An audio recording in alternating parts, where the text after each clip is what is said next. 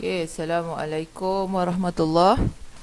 Jadi, Bismillahirrahmanirrahim. Kita akan mulakan hari ini dengan tajuk yang sama macam kelas sebelum ini, tajuk polimer. Baru ni kita dah tengok sampai getah asli.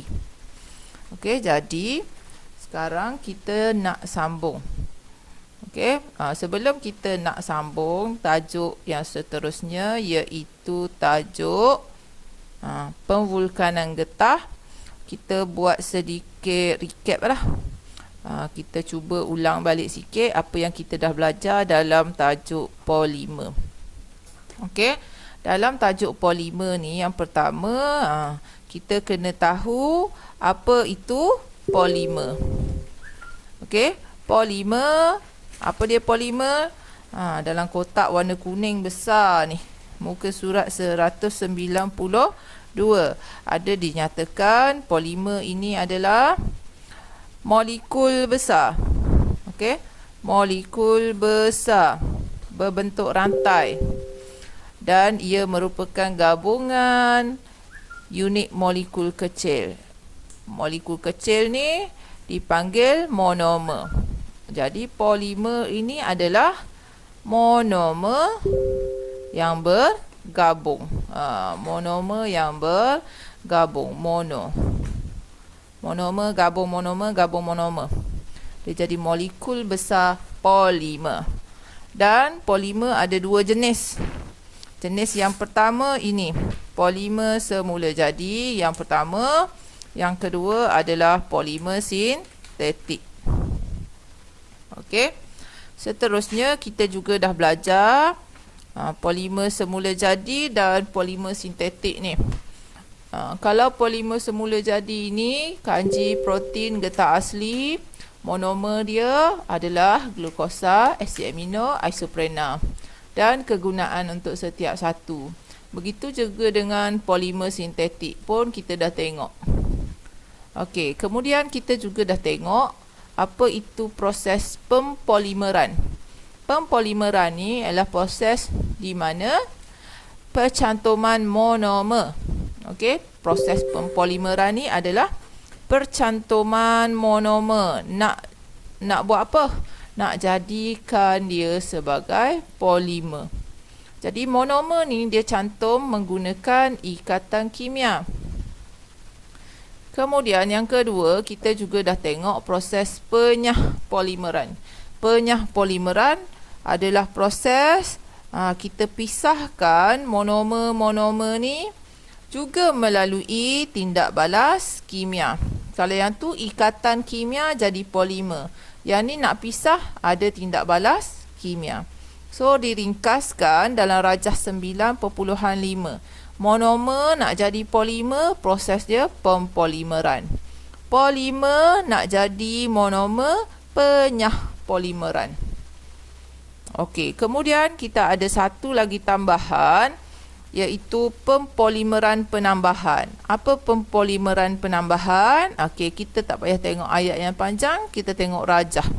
Ni ikatan apa ni? Ada dua kat sini. Ikatan ganda dua. Nak pecah jadi ikatan tunggal. Jadi bila dia nak pecahkan ikatan ganda dua jadi ikatan tunggal, inilah yang dinamakan pempolimeran penambahan. Okey. Jadi getah asli. Getah asli pun kita dah tengok. Okey. Getah asli ni susu getah. Susu getah asli nama dia latex. Sama je, latex ataupun getah asli, benda yang sama. Mana dapat? Daripada batang pokok getah. Okey, daripada batang pokok getah. Jadi apakah ciri dia? Ciri getah asli sini. Ciri getah asli ada 6 kalau tak silap saya. Hari tu saya dah tulis dah. 1, 2, 3, 4. Oh, 4 je. Bukan. 5. Kat sini ada 5. Okey. Itu semua yang kita dah belajar. Okey, kemudian kita juga dah tengok Kalau secara semula jadi, latex ni dia dalam keadaan cecair. Sebab apa dia dalam keadaan cecair? Tak payah baca yang panjang, kita tengok rajah terus. Dalam keadaan biasa dia dalam bentuk cecair. Sebab apa? Sebab rantai polimer getah ni dia diselaputi, kita kata senang diselaputi lah, oleh satu membran protein. Membran protein ni dia ada cas negatif di sekelilingnya. Jadi kalau negatif jumpa negatif, apa jadi? Dia tolak kan, dia takkan bersama, so dia cair. Jadi untuk nak tukarkan getah yang cair tu kepada getah yang bergumpal, dia tambahkan asid. Kita tambahkan asid. Okey, jadi asid ditambah. Bila asid ditambah, asid ni dia ada cas positif. Jadi cas positif dari asid dia akan neutralkan cas-cas negatif dekat membran yang ada di bahagian luar polimer getah, dan ini menyebabkan apa? Membran itu pecah. Bila membran itu pecah, rantai polimer yang kat dalam ni tadi, yang bergumpal-gumpal kat dalam ni, dia boleh keluar dan dia akan bergumpal. Jadi gabung, gumpal. So, dia jadilah getah buku. Okey. Bila dah siap proses pergumpalan, dia jadi getah buku. Dia bukan lagi getah cecair.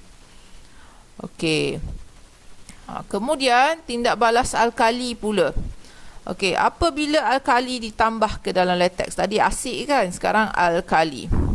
Alkali ditambah ke dalam latex, ion-ion hidroksida dari alkali akan neutralkan ion hidrogen daripada asid. Tanpa asid, cas-cas negatif kekal pada membran protein dan molekul getah tetap menolak antara satu sama lain dan tak berlanggar. Maka molekul getah akan kekal dalam keadaan cecair. Kalau dia nak kekalkan dalam keadaan cecair, tambah alkali. Okey. Seterusnya, okey, dah habis kat situ. Yang tu yang kita berhenti itu. Jadi seterusnya kita nak tengok proses pemvulkanan getah. Okey. Sekejap lagi saya sambung proses pemvulkanan getah. Kejap ya.